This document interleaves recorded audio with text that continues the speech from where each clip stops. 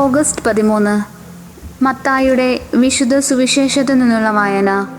അദ്ധ്യായം 18, 15 മുതൽ 20 വരെയുള്ള വാക്യങ്ങൾ.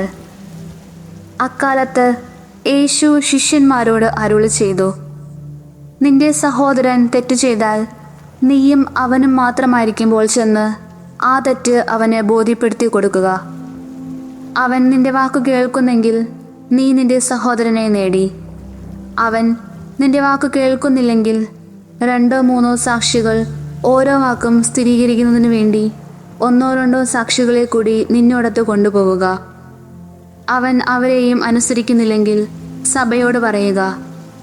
സഭയെപ്പോലും അനുസരിക്കുന്നില്ലെങ്കിൽ അവൻ നിനക്ക് വിജാതീയനെ പോലെയും ചുങ്കക്കാരനെ പോലെയും ആയിരിക്കട്ടെ.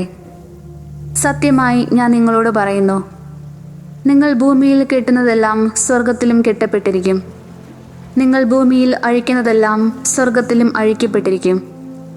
വീണ്ടും ഞാൻ നിങ്ങളോട് പറയുന്നു, ഭൂമിയിൽ നിങ്ങളിൽ 2 പേർ യോജിച്ച് ചോദിക്കുന്ന ഏതൊരു കാര്യവും എൻ്റെ സ്വർഗസ്ഥനായ പിതാവ് നിറവേറ്റിത്തരും. എന്തെന്നാൽ 2-3 പേർ എൻ്റെ നാമത്തിൽ ഒരുമിച്ച് കൂടുന്നിടത്ത് അവരുടെ മധ്യേ ഞാൻ ഉണ്ടായിരിക്കും.